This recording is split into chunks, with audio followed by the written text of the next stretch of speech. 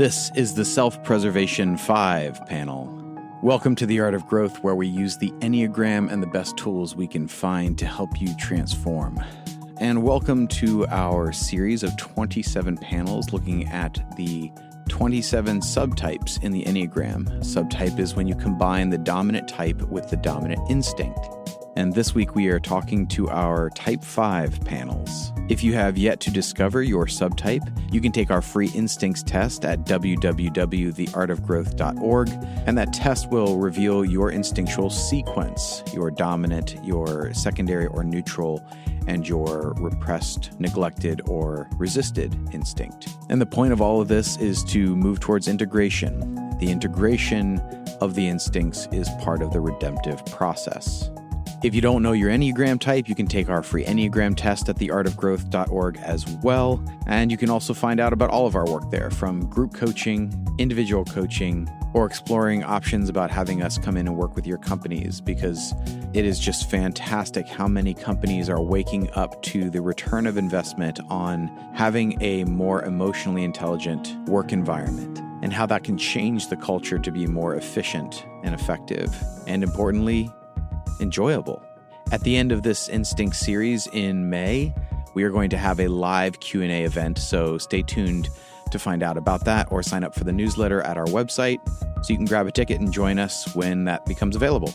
So we look forward to hearing from you, but for now, my friends, remember that we have 3 episodes coming out a week as we do a deep dive into the instincts.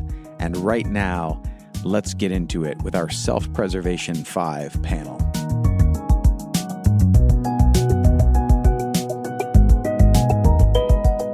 Okay, well, welcome everyone to the Self-Preservation 5 podcast. I am so excited to have all of you here with us. The reason why we're doing this is because when we have the instinct plus the type, we have this thing called the subtype, and it looks different. So even if I had a Self-Pres 5 in the room along with a sexual 5 and a social 5, which you would notice are some similarities, but you would also notice some distinct differences. And that's what we hope to get into a little bit more today with you. And so as we begin, would you first introduce yourself and tell us where you're from? Hi, I'm Laura, and I'm from Rome, Georgia. I'm Dana, and I am from Lodi, Wisconsin, near the Madison area. I'm Kevin. I'm from Paoli, Pennsylvania, outside of Philadelphia. And I'm Dave from Beverly, just north of Boston. Okay, wonderful. Well, welcome. You know, we're talking about the type 5, the instinct being the dominant instinct being the self-preservation instinct. So when we think of the 5, we think of sort of the core need of the 5 being to be resourced, to feel like you have enough to meet a demanding world, and also to keep what you have. That oftentimes there's a sense of like what I have keeps being pulled out of me and I'm trying to hold on to it. So how does that need, the core need for being resourced and to face a world that feels like it's demanding, how does that interplay with that instinct, the self-preservation instinct, and particularly this first category, which has to do with health and wellness? To my mind, I would think that kind of pushes it forward a little bit in some regards, because you might want to be preserving some of that. You know, you're taking care of your health and wellness. But talk to me about how that plays itself out for you. I find that I have to do a lot of self-preservation of my, what I call my mental or my creative energy. I feel like a lot of the daily living, just the daily tasks to function, take a lot of that out of me. And so I'm really trying to hold on to mental energy to do the other things like artwork or writing or other things that I do in the creative realm, so that I'm not physically and mentally exhausted by the time I get to them. So that's probably the biggest challenge that I have. I agree with that. I do find myself trying to maintain that mental, that emotional kind of energy. But when I was thinking about this earlier, I think this is almost one of my blind spots kind of within self-pres, or that my 5ness kind of bumps up against this, because that need to hold on to stuff, I find that I can have like a fear of being hungry or a fear of depletion that can actually act against maybe where I should be maybe eating healthier or doing more exercise. It's more of a withdrawing from that, like, oh, that's going to take too much out of me, or I'm not going to have enough if I go down that road. And so those two can be in conflict. Yes, I want to be healthy because that also gives me energy, but reaching that goal can be a conflict with my fiveness of needing to preserve. That is interesting. I love how you've put that. I want to explore that a little bit, but I'd love to hear from the other two. I really resonated with that because I know very well what healthy choices I need to make, what choices I need to make for wellness, but I get overwhelmed with them and I want to give up. I mean, there are like certain triggers I have, ways of reminding myself, if I do this, it will keep me sort of balanced so that I can sort of go through life normally without completely withdrawing and giving in to whatever. I become much too reliant on easy foods because they're not going to take enough energy from me. They're not usually even going to take as much money. So all of those, fewer of those resources are used in those easier foods. But then the backside of it is that it does have a depletion of my health and energy long term. Yeah, I would resonate with that too. I mean, one, I hate shopping for one. And even though I like the idea of cooking, it is a drain on resources. Like it's time I'd rather be doing or should be doing something else. So my refrigerator is next to empty and my cupboards are next to bare because I basically buy almost essentially what I need for the week, maybe a little bit more on a more minimalist side of things.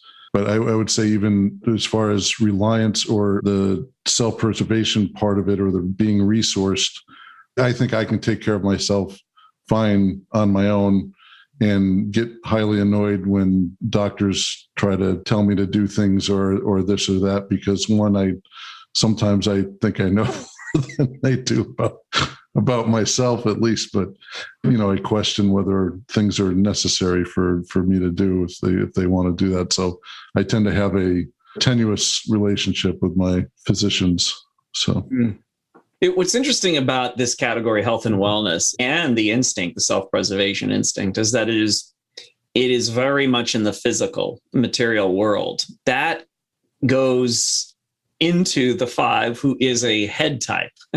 So there's some interesting kind of dynamic there because there's the need to feel resourced, and that tends to be more of an intellectual head to heart versus, say, in the physical dimension. So I can hear that as you're talking about health and wellness and caring about your health and wanting to be okay, but then also, oh man, that's gonna take time from things. It's gonna take energy. So yeah. Well, let's talk about this next category, which is material possessions. So money, resources, food. This is the one that is about having enough. So I'm curious about this one, obviously, having enough and then playing off of the or interacting with the core need of the 5. For me, it's kind of a weird, almost a dichotomy between, not having the feeling of sometimes not being resourced enough or not having enough to do the things that I want to do. And so I will hold off on doing those things. But then there's the other side. Later on in life, I've learned to be more content with, less. In other words, giving up all the stuff that I had collected, the CDs, the books, and the musical gear and stuff that was like cluttering up my old condo. And it just wasn't a fun place to live. In terms of finances, there's always been a struggle with how much is enough for me to actually relax and enjoy life versus like constantly having to work to make sure that I have enough. And of course, having that means, I'm trying to resource for something by getting that gadget or that next thing I'm trying to learn more, the new book or, things like that. It's interesting you bring that up about clutter, because that's been a big thing in my life over the past few years. Several years ago, I went through just a kind of a giant decluttering of our home. And it was so therapeutic in some ways, because when there's less around, then there's less to just have to worry about and take care of. And I'm trying to get up the energy to do that again, because over the past few years, you start to accumulate again.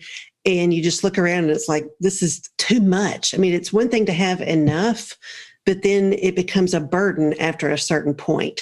It's just like, okay, this is draining my energy in a whole new way to just have this stuff everywhere and to have to get rid of that. So yeah, it was interesting that you brought that up. But when you're talking about finances, when I was thinking about kind of how my self-pres comes up with that, especially with large purchases, like I can lose track of money with the little small nickel and dime kind of things, but it takes a lot for me to make a big purchase, a house, well, that's a whole other funny story, but like a car, a furniture, those kinds of things. I will go and sit on those couches, I don't know how many times until I finally decide to buy them, right? Because I want to know that they are going to last, that they're going to be worth the money that we're putting into it, that I'm not going to have to replace them again in the next year. If I'm going to invest this money in here, I want to know that there's a good return on that investment. It's one thing to make little fun purchases, but those big things really matter to me. And I don't like debt. I mean, it's kind of a part of life sometimes, but I find I don't even like contracts. Like we've been with the same cell phone company for I don't know how long, have no desire to really change, but I don't want to sign another contract with them because then you're just locked in. So I don't know if that's Five or self-pres or just me, but no, I love this. I'm seeing lots of head nodding here. This is great. Yeah, I agree a lot with what Laura and David have said. Like even in my own house, I do have this tendency to accumulate little things. Like I really like books and I literally like quirky things we find at antique stores. So I slowly accumulate them and bring them home and I create little worlds in different places. And then I get frustrated with them because like Laura said, now I got to take care of that space and now I got to clean that space. Well, that's a real pain in the rear end. So then I'll go through and I'll clear everything out. So I get everything back to an austere level. Like, oh, now I can breathe again. And then slowly I start bringing all these little things back in. And it's like, now it's a chore. How do I simplify? How do I do that? But I also agree with the money and the contract thing. Like I will go buy a latte without thinking about it because that's my little treat. And I don't know what the magic dollar amount is, but I really start thinking, I don't know if it's like $50 or $100. Like, do I really need that? Do we really need to get that new car? Like, aren't these dishes just fine? And so that's actually one of the, cruxes I have with my husband, who's much more relaxed about those things. I'm like, I love these plates. I got them at Goodwill for $2 a piece or whatever. And he's like, I hate them. They're old. Like, it was a good deal. Yeah. I identify a lot with what's been said here. And again, for me, it goes back. I used the word balance before, and I guess it's a consciousness, trying to bring a consciousness to the choices that I make. And what I find is I tilt one way or the other. I'm either like hoarding a lot of stuff or I'm getting rid of it all without any sort of paying attention to what I really might need. And I try to find ways in my life to give myself some awareness. Like when we were talking in the previous question, one of my issues with healthy eating is, it takes time to eat healthy. I try to remind myself, it's a spiritual practice to put in the time to prepare a healthy meal. It's a spiritual practice to put in the time to read a good book or something like that, but I have to almost write it down to remind myself, okay, here's where you need to go. This is the way you need to think. I'm not good at regulating it for myself. The same thing is true with money. Years ago, I had a credit card debt problem. And I realized in answering these questions for myself that it was really a part of the same thing. I didn't want to know where my limitations were. So I had this credit card that had lots of free money in it. Now, it turned out it wasn't all that free. So I would just spend and spend and spend and eventually paid it off. Now I'm like on the other side of that. I'm more like Laura. I'm much more watchful probably than I have any right to be for my family. But just that trying to figure out a way to keep balance in my life. Yeah. Oh, man, you've given me some gems here and I want to go chase them all. Wow. Fascinating how I can see the what's described sometimes as the detachment that some fives will have when fives are unaware of themselves, a sort of detachment. Like, I don't want anything to have any grips on me. And I want my freedom, right? So that kind of distancing from things. But at the same time, the self-preservation instinct, which says, but you need to have stuff. And so you'll go and collect. And then after that, go to the other side, which is like, no, get rid of all this stuff. It's become attached to me and I'm indebted to it, or I have to maintain it, take care of it, and then get rid of it. So I love all that, how that's playing itself out and you're expressing how that happens and then bringing some consciousness to it. And Kevin, what you're talking about with like bringing awareness and consciousness to your movements in life, I think is really, really great. And I also loved how you brought in, Dana, some of that, like even eccentricities that some fives will have, like looking for things that are still a little unconventional things, like I want to buy something that's not trendy, not everybody's, like looking for that. And having worlds, that's really fascinating. I'd love to explore that if we had time, but like looking at what is that like for you in your space when you're creating that? Because to some dimension, that also fits with the whole nest. So we'll get to that in a moment, but like maybe you can explain a little bit more what you mean by that, having worlds within and what that does for you. So actually, let's do that right now. Let's just jump in and talk a little bit about that. And of course, we can come back to resources and health and wellness. But yeah, let's talk about the nest and how that plays itself out for you, the home, the space. So you were talking about, Dana, creating worlds in that. And so maybe say a little bit more about what that's like for you. Sure. So for me, I define and look for my nest to be very comfortable, soft, warm, cozy. And like each room in our house has a distinct purpose. Like the bedroom is the bedroom. I want really soft bed. I want soft covers. I want soft everything. No TV. TV does not belong in the bedroom.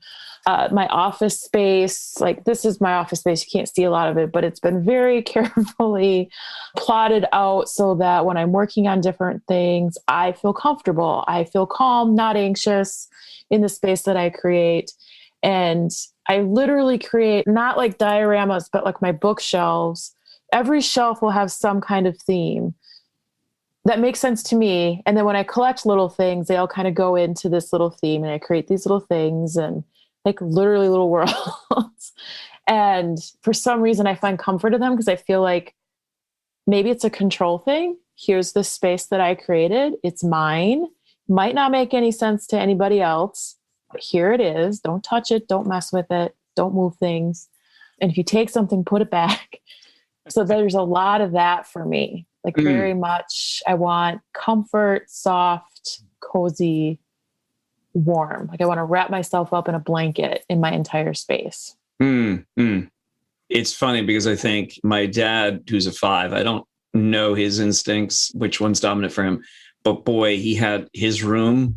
It was like if I moved one of his stacks, he had these stacks of coins, and if I moved one of them, he knew, and it would drive him nuts. Like, you just touch it. So I'm reminded of that. Yes, we know. And when you're not looking, we nudge it back.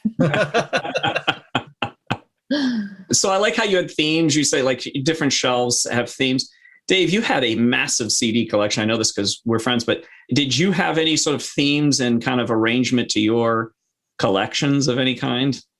I would try to do it alphabetically. So it was just easier to locate things, but I would definitely sometimes do like, here's the jazz, all the jazz CDs together, all the classical CDs together, all the, sort of rock and stuff like that together. Those are monumental tasks. Like when you're trying to like add new stuff to like a big rack, you'd have to like take like 10 from here and shove them over there and then slide everything over. And I would do that, but I didn't create worlds. In terms of my space, it's pretty austere. I've been in my current place for 2.5 years now, I think, or 3 years, and I have yet to hang anything on the wall. I just got a couple pieces of furniture finally, other than the rocking chair and the TV, and I need to move the TV out of the bedroom. It's not helping me sleep. Yeah. So the home may not be, again, when we talk about the instinct and the one that is more dominant for you, there's sort of 3 aspects underneath each of them, or 3 subcategories. We don't assume that you have all 3 in equal measure. There's usually two that are really pretty strong. And then there's a third one that's not as strong. But for you, Dave, it doesn't sound like maybe the nest would be one of your strongest. But I'm reminded of the area of resources. I mean, for you, you've done quite a bit of work with talking about debt and getting out of debt and, and all that. So you've had a lot of focus on money management. You do a lot of that for organizations. So there's an attention for you that tends to go towards good management, smart management, which is one of the keys of the resource component that we're talking about earlier, is that of smart management. Like there's a way I know how to do this. And there's a confidence that tends to come from that. So and there's a willingness to give up something now or do with much less now, knowing that it's going to allow me to have or be resourced in the future without having to work as hard. Yeah. You know what David just said about giving up something for later on, that makes me think about how I think of my home. I want to own my home, but I don't want it to own me. And so, I get a little concerned when I have a whole lot I've got to do. We've moved over the last year from a home that was over 100 years old, had all sorts of problems. I mean, too many for me to handle, into a townhome. And I've never lived in a townhome before, but I took one walk through it and I thought, wow, I really like this. I can lock and leave. I can close the door and walk out and go on to other things and be involved in other things, but I don't have a big yard or a big garden or anything. You still need to do the sort of basic stuff, painting walls and all that. But I feel like the home is not demanding of me as much. And that's freeing up time to do other things that I've been wanting to do. I mean, that's really been a big plus for me. Home and nest is by far the biggest one of these categories for me. I remember even when I was very young, even inside our house, I mean, I had my own bedroom, but I still had other places. I remember a room, like the attic steps would go up there, and I would hang out just in that little spot because even my bedroom sometimes felt a little too open to everybody else. And so, but I could go up there by myself, or there'd be a tree in the front yard that I'd climb up into that nobody else was going to be bothering me in. And so here, as an adult, now my whole house is kind of that. I mean, I share it with my husband and two kids, but my office is actually in a pretty large room, and I homeschool the kids. So all that's going on in here too. But I've got two monitors in front of me because I teach online. So I'm right here a lot, but I've got that. It's kind of blocking me off. I kind of have a square over here that's just mine. But my home, I mean, I'm just very protective of it. I mean, I've joked at one time that if you come in my front door, you might as well crawl in the bed with me. I mean, it's that kind of, not in like a sexual way, but that level of intimacy. Yeah. Like once you have come into my house, you are so in my space, so in my domain, that it almost wouldn't be any different than if we just had a spend the night party right here. I mean, it's that kind of level. So, I'm trying to get better at that, but I'm not a natural hospitality, have people over kind of person, unless I know well in advance. I know who's coming. I know how long they're going to stay. I'm in charge of what we're going to serve, all of that kind of stuff, because this is my space. When I come out to your space, then I'll be on your terms and there. But it's my castle. It's your castle. Yeah. It's really funny when she said she squared off a corner of the big room. I realized I did that at work. I must have moved part of nest at work. So we used to have a big open space and I didn't like it. And so I literally took our desks and now I have a corner, and like behind these two spaces is mine. And I never really thought about it as claiming territory, or I don't know. But then someone walked into it one time because he's trying to grab a stapler. And I was all like, oh, what are you doing back here? Because I had made it my own. Yeah. Is that a part of the privacy, the need for privacy for you as a 5, or does it play on something else? Is it more of the instinct? What's happening there for you when you're sort of blocking yourself off? I think it is the privacy. I don't like feeling exposed in certain situations. Sometimes I'm fine with it and sometimes I'm not. But at work, because it's where I work, it's not a natural environment for me to be in.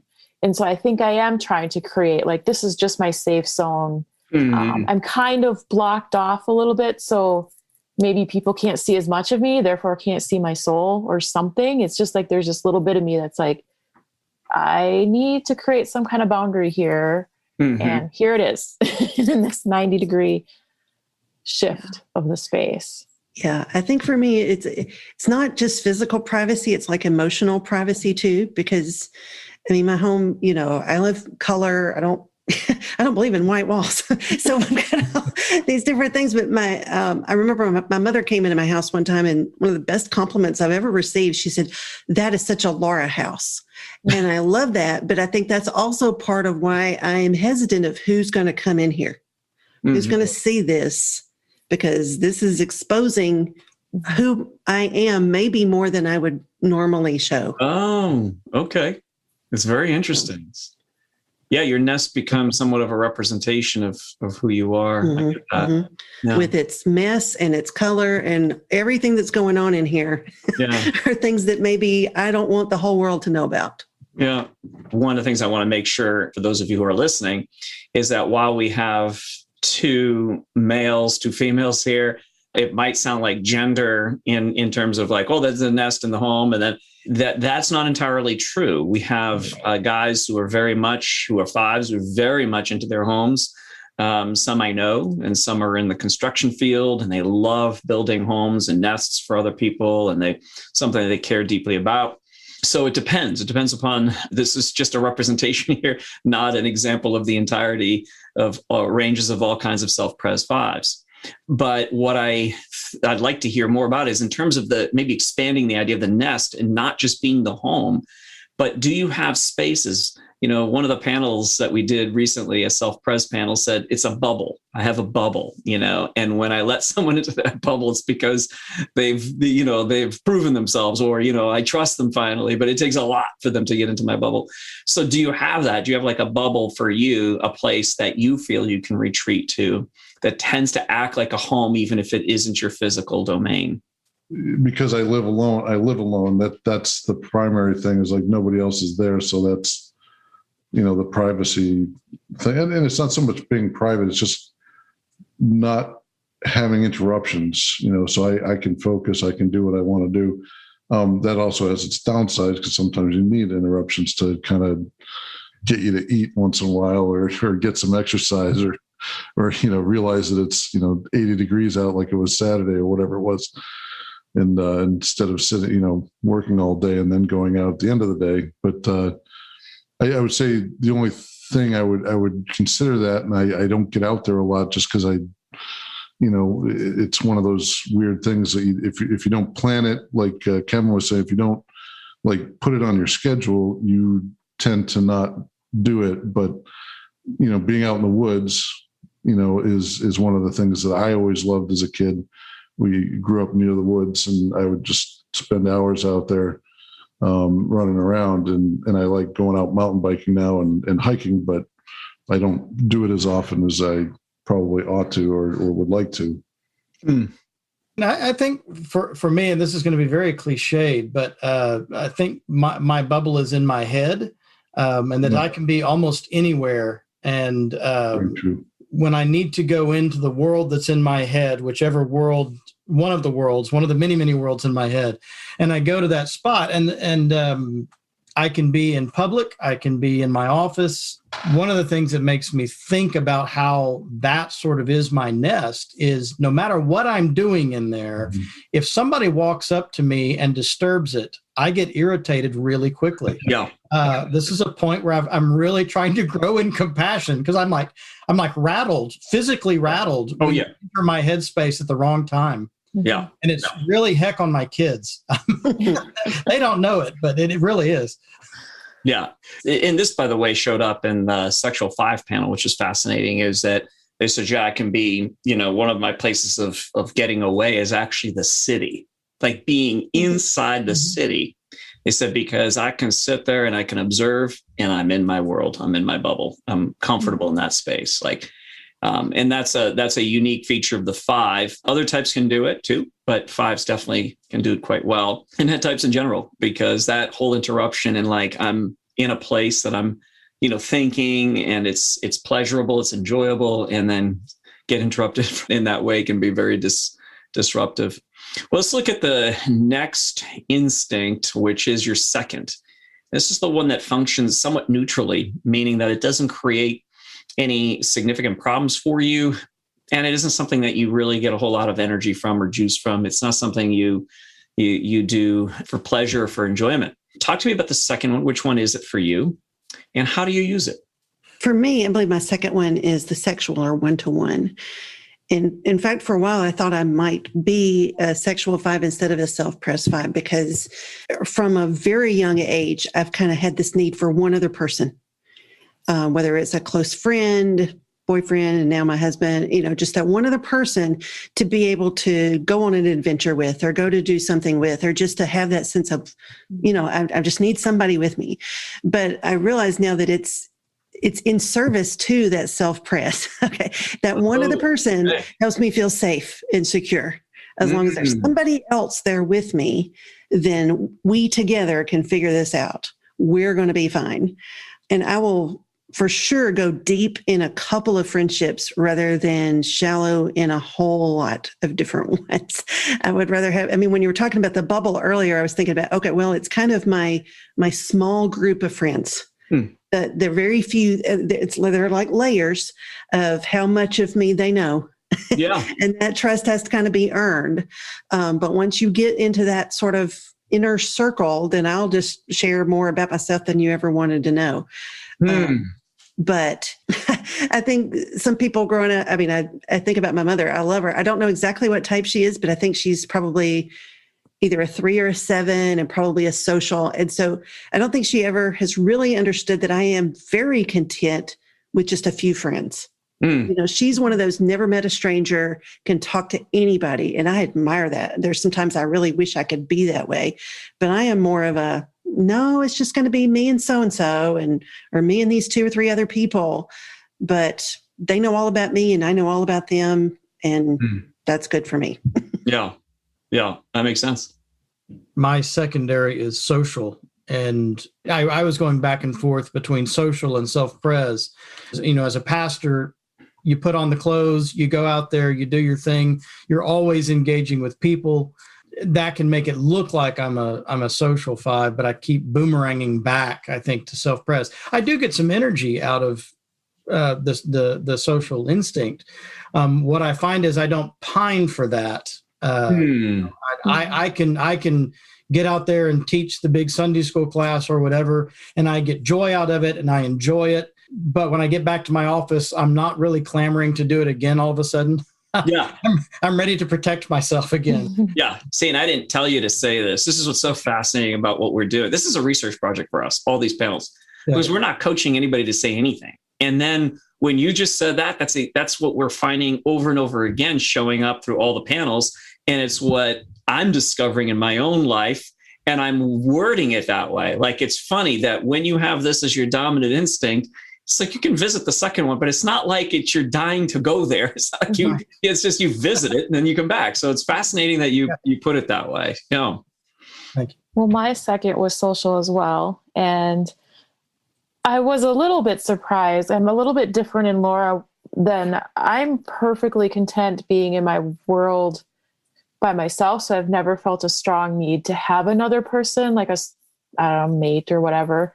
Somehow I ended up with one who's lovely, but it was a very different mentality for me. So I was a little surprised that I actually had social as my second ranking. And there's a little bit of a battle between it though, because it's like Kevin just said, I don't mind going out and talking to people. It's going to be a one-on-one, especially if I'm talking to strangers, if I happen to chat up the person next to me in the grocery store, but that'll be it. I hope they don't have a family standing behind them that wants to chime in. But then I come home and I'm back in my own space. And it's like, oh, the world is right again.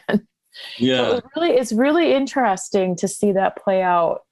And it's been interesting in the time of COVID, because as a 5 in general, I very much am fine in my head, perfectly content being home by myself.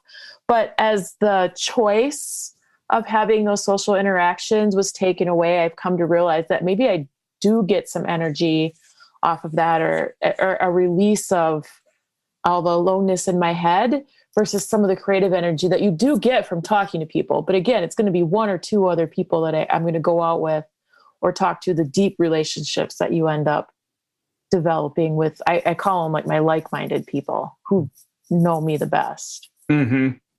So much of what everybody has said is resonating, like throwing a million things like aha, a lot of ahas in my brain. But Joel knows, because we talked about this a couple of years ago now. We're trying to figure out and dial in on mine, and I was confused about the terms they used.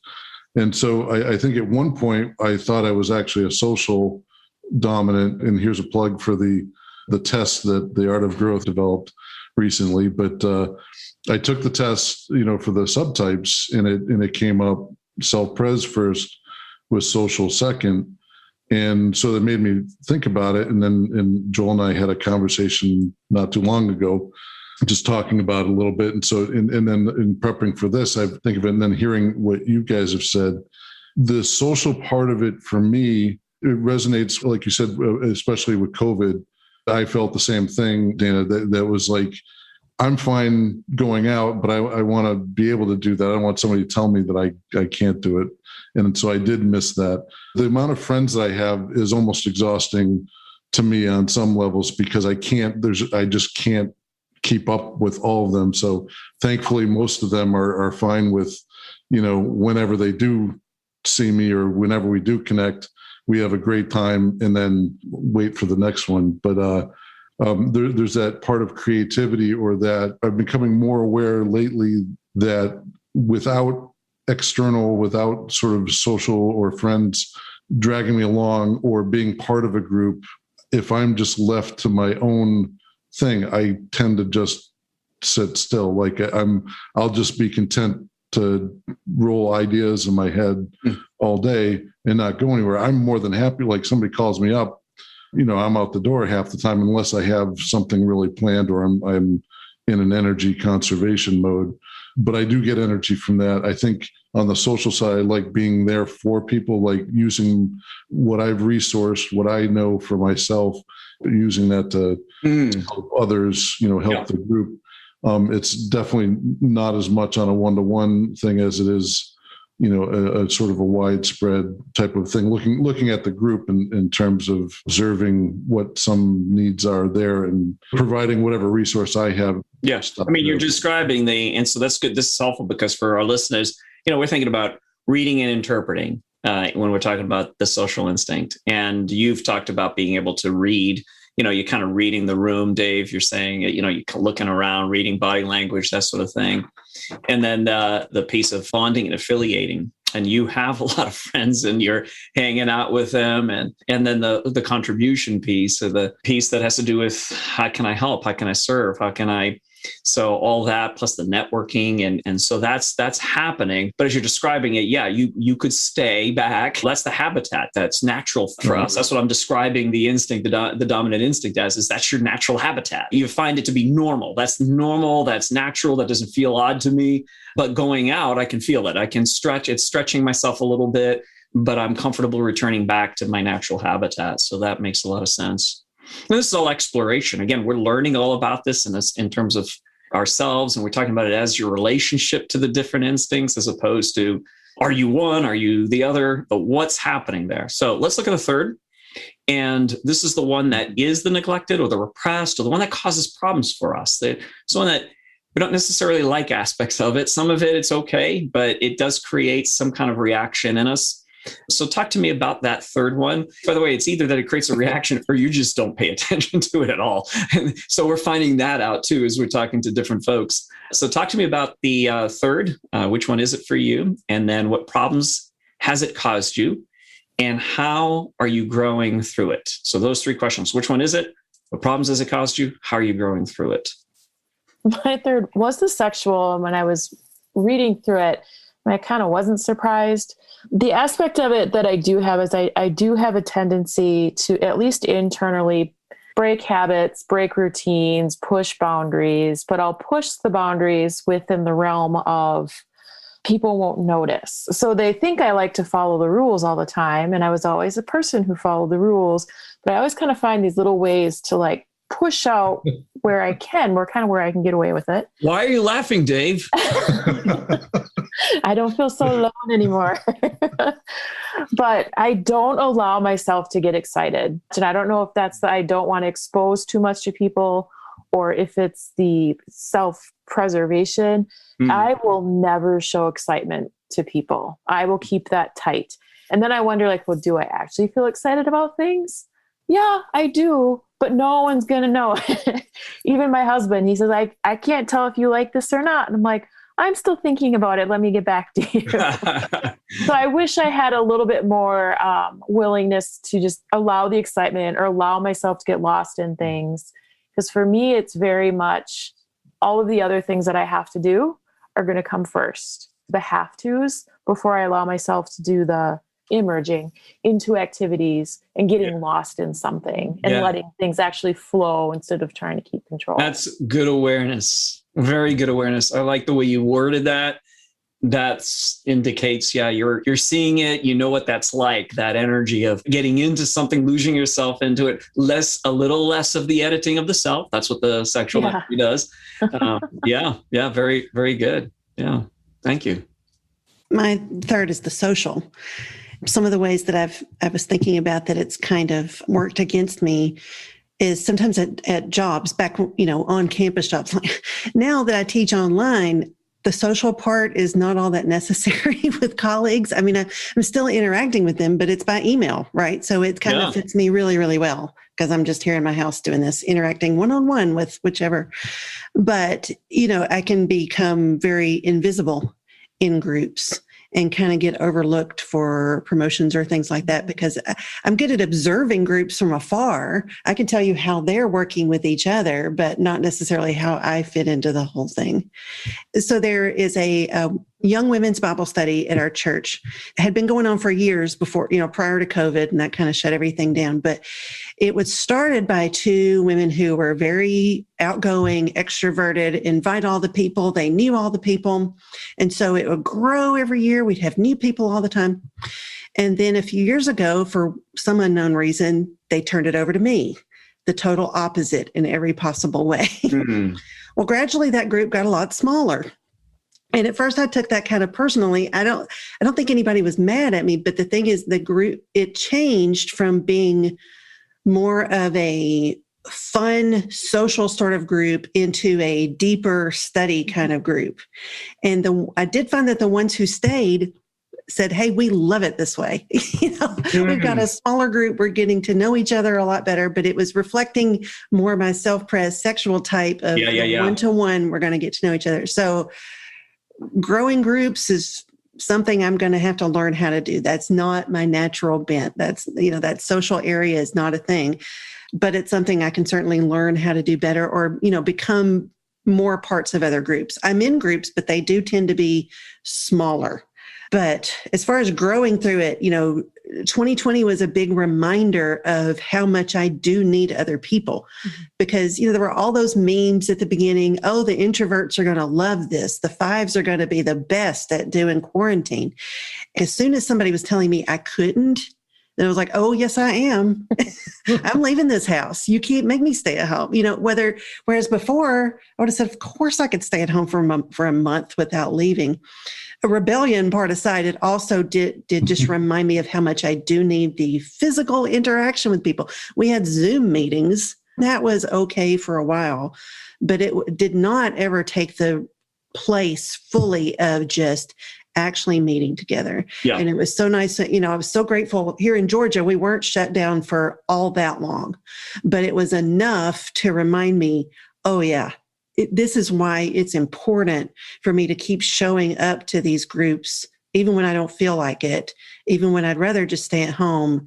It is worth it for me to get out of my comfort zone and go and meet with those people and be around people who aren't exactly like me or have other life experiences so that I can learn from them. Yeah. I appreciate you saying that part about introverts and the memes that were put out there, because the exact opposite has been also very true for a lot of folks. So I'm not saying that this has been universally true, but what I have learned and what I've heard from a lot of introverts is they became super aware of just how much they needed to be with other people, while I heard from those who tend to be a bit more, socially connected, liking to be around a lot of people, found that the opposite was good for them. Like, oh, I can pull back, I can spend time by myself, I can develop some of the neglected, parts of who I am, the neglected instincts. And so I'm glad you said that. That's a very important.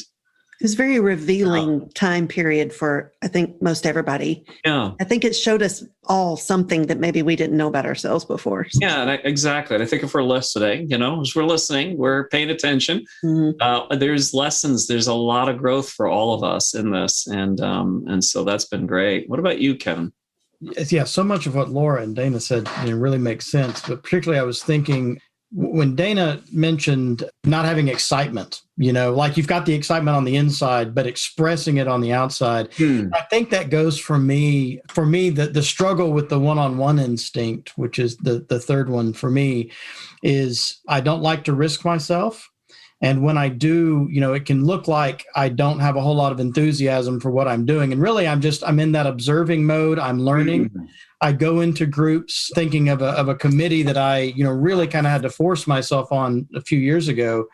And I'm very slow when it comes to committee work because I take a lot of time to kind of get the lay of the land and know what I'm doing. And that looks like I have no passion for it, no interest and all of that. And really, that's not true at all. I've got a lot going on the inside, but I'm not good at showing it on the outside, even to the point of, maybe I don't say anything for an entire meeting.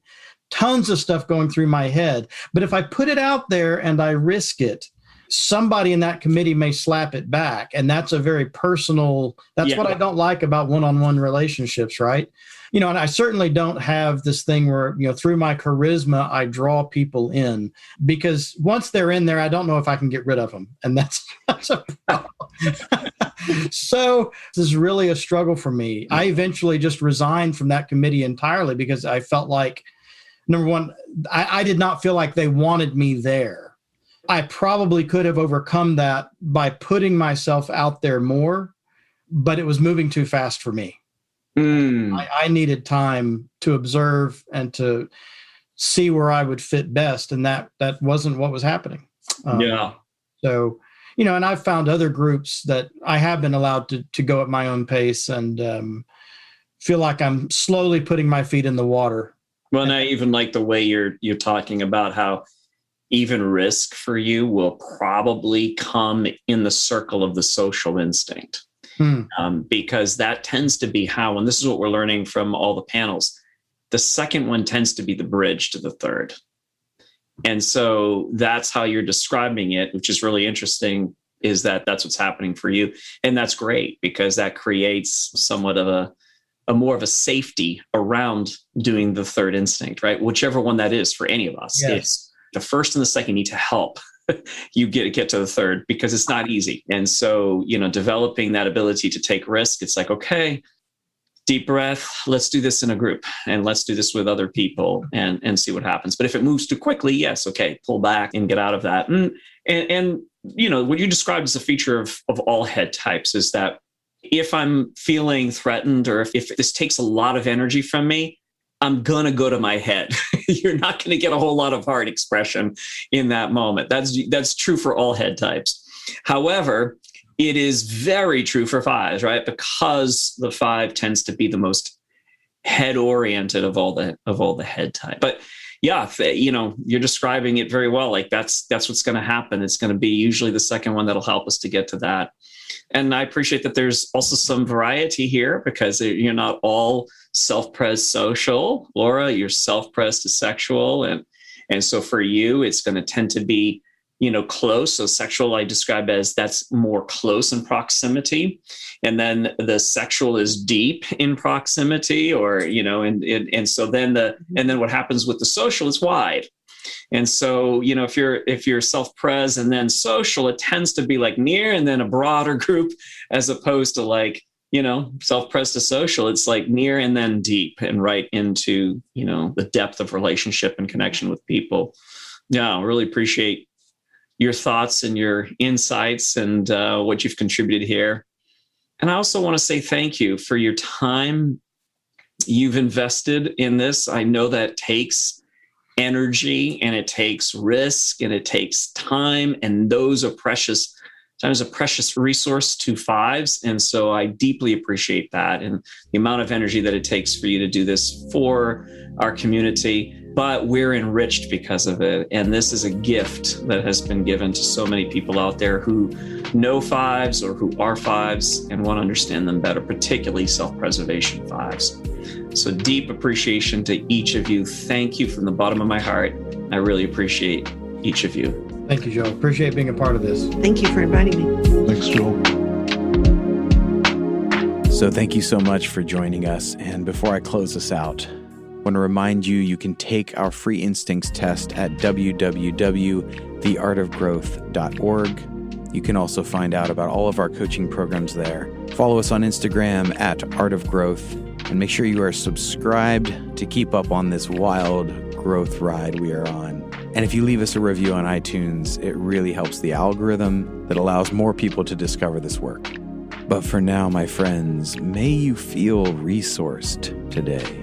May you know today that you have what you need. May you remember that the universe is a generous one and is not scarcity. And we do not fall into the scarcity mindset because we know there is a wideness to embrace, both in the rich inner world and all the wonder that surrounds us. Grace and growth, my friends.